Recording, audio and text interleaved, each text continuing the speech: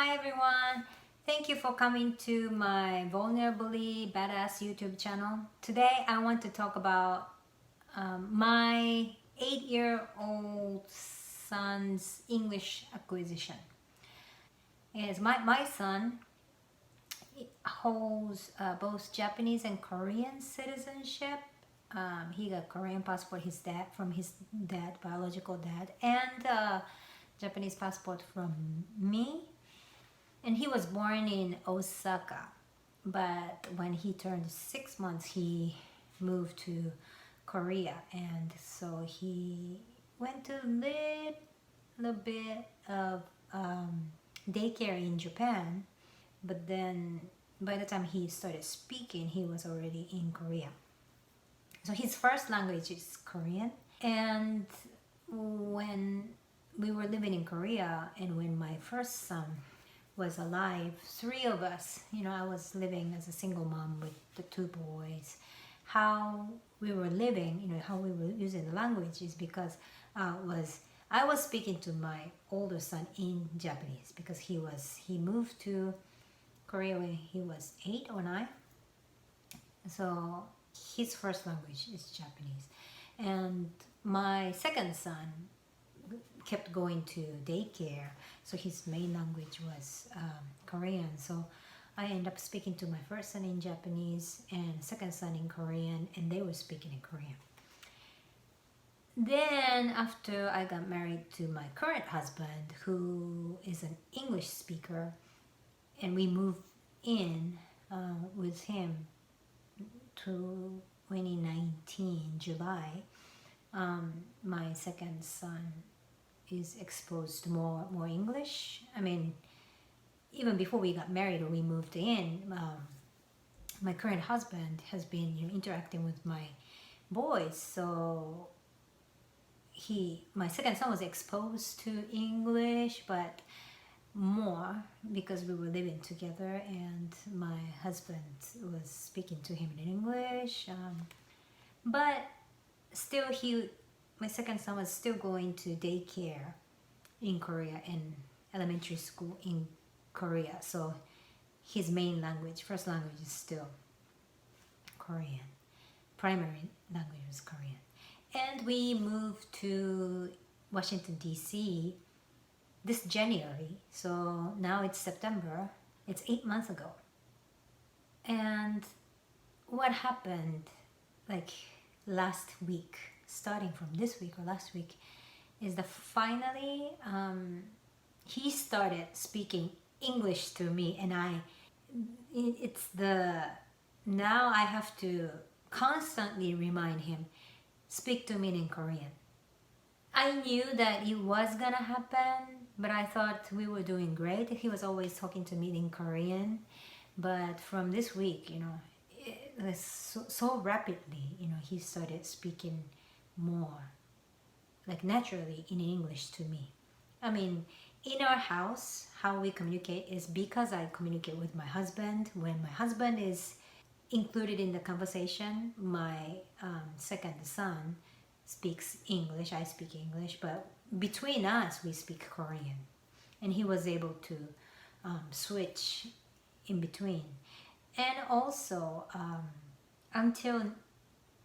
one of the reasons is because he's becoming more and more fluent in English.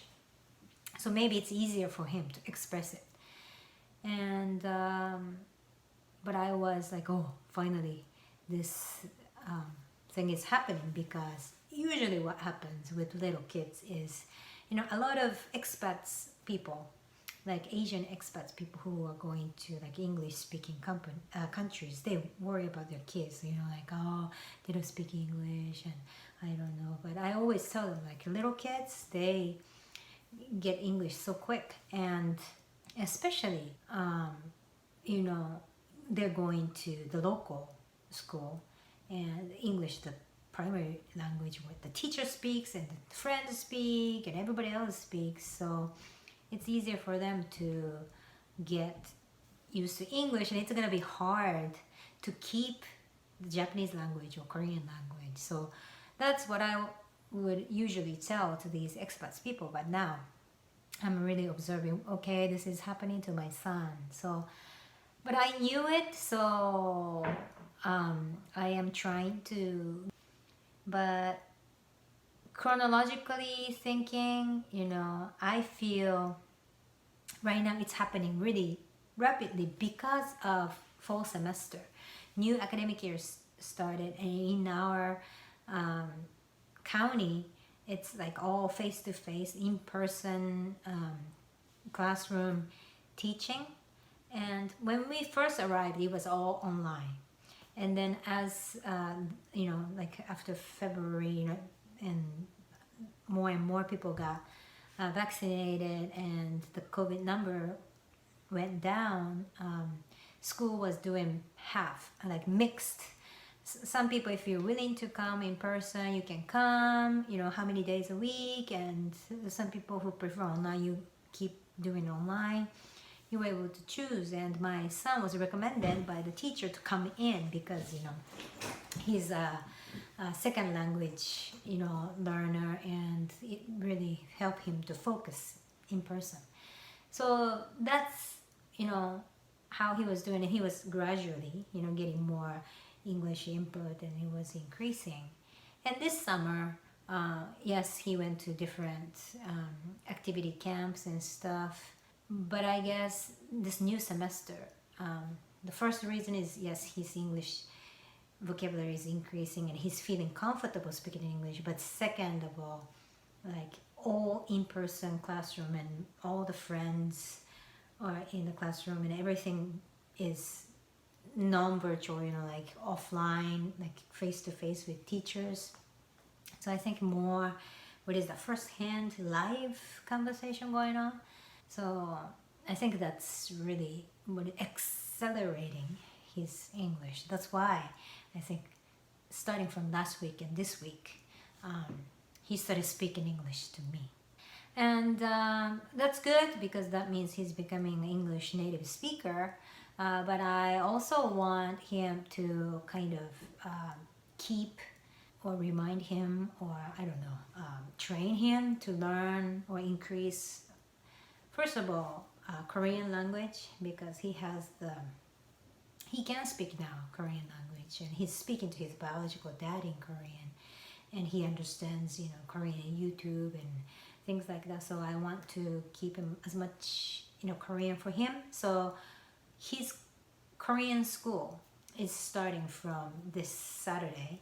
So I am thankful that our area has different Korean schools, and I chose this one school. I mean, I didn't do much research, but it seemed kind of like big school. So, and he will be going and studying about 3 hours on Saturday. So I hope that kind of help him to be more motivated to learn Korean and keep him engaged.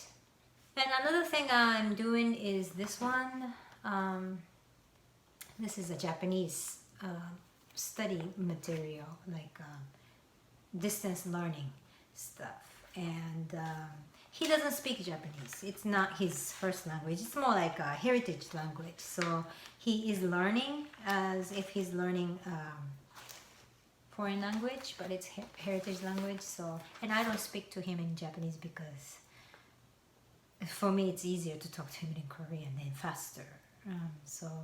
But at least I want to kind of give him a chance to get familiarized with the Japanese language itself, learning Chinese characters. I don't force him much to really memorize, but I believe in sustainability. It's okay not to get everything perfect or anything, but just the fact that you are exposed to some Chinese characters and just write some will help. So this distance learning has Kokugo, which is Japanese language, just like English native speakers has English classes, and math. So I know American way of doing math and Japanese way of doing math is so different. I myself experienced it when I studied in high school in Hawaii. So I think it's a good way to learn both ways, to see, even this kind of math could be culturally different, although the answers are the same, but how we look at the problem, how we solve the problem are different. So this is what I'm doing with his Japanese. And so, yeah, I mean, I don't know what he will be in the future, but his biological dad is trilingual. He speaks English, Korean, Japanese, and I'm trilingual. I speak English, Korean, Japanese. So I hope that I can give my son enough opportunities for him to learn and develop these 3 languages.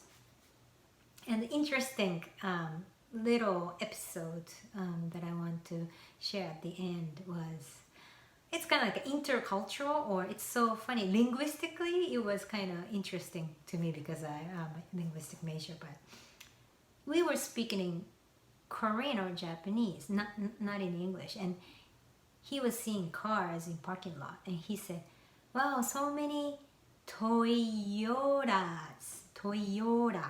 Yeah. So in Japanese pronunciation or Korean pronunciation, yeah, Japanese pronunciation, he said, so many Toyota. Toyota ga takusan. That's what he said. Many Toyotas. So at first I was like, what is Toyota? Toyota. What is Toyota? But then I noticed it's Toyota. And like, oh.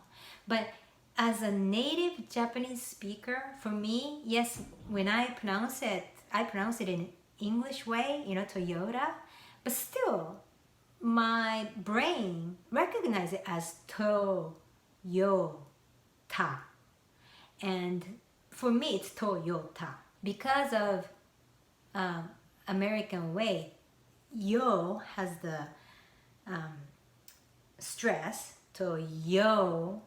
And then this TA, American people don't pronounce T as T, but like flapped sound, ra. So I say Toyota. So, but in my mind, it's Toyota. But my son is Toyora. It's like Toyota sounds completely different word for me. But he's saying Toyota. And then to me, it was so funny because of the language difference. So I share this to my husband, who is English native speaker. And it's funny, it's Toyota. And he was like, what's so funny? It is Toyota. And I'm like, what? It's not Toyota. I learned that American people divide it as toy, yo, like O, but then kind of connected to this Y sound, Toyota. So like it's actually not Toyota, but Toyota. And I'm shocked. I mean, like I know basic, American syllable is different, but it was kind of, but still it's a Japanese word. So it's so funny how Japanese sound was kind of changed in American English system, and Toyota. And as a linguistic major and linguistic language nerd, it was funny. And I really wanted to share this with my husband, but he's the only, monolingual English speaker. So, and then, he didn't major in linguistics either. So probably it's just normal stuff. And what is Tomomi talking about? But it was so funny. So I hope some of you who's watching this can resonate with me. So like this Toyota and Toyota, like so funny. But anyway, it was a great example of my son inputting the word as English word and as an English native speaker mind. So to me that was a proof. So like I was thinking like, wow, his English is becoming really, really like native level. So I hope I can find someone who understands this Toyota shock with me.